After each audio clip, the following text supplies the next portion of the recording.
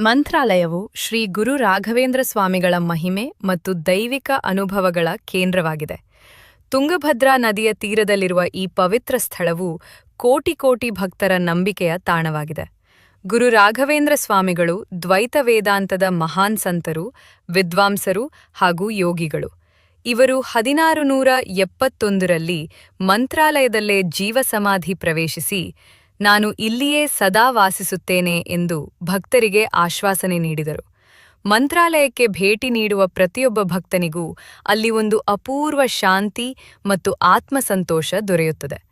ಬೃಂದಾವನದ ಮುಂದೆ ಕುಳಿತು ಪ್ರಾರ್ಥನೆ ಮಾಡಿದರೆ ಮನಸ್ಸಿನ ಕಳವಳಗಳು ದೂರವಾಗುತ್ತವೆ ಎಂಬುದು ಭಕ್ತರ ಅನುಭವ. ಅನೇಕರು ತಮ್ಮ ಕಾಯಿಲೆಗಳು ಗುಣಮುಖವಾದವು, ಉದ್ಯೋಗ ಸಮಸ್ಯೆಗಳು ನಿವಾರಣೆಯಾದವು, ಸಂತಾನ ಭಾಗ್ಯ ದೊರೆಯಿತು ಎಂದು ಸಾಕ್ಷ್ಯ ಹೇಳುತ್ತಾರೆ. ಮಂತ್ರಾಲಯದಲ್ಲಿ ನಡೆಯುವ ಸೇವೆಗಳು, ಪೂಜೆಗಳು ಹಾಗೂ ಹಬ್ಬಗಳು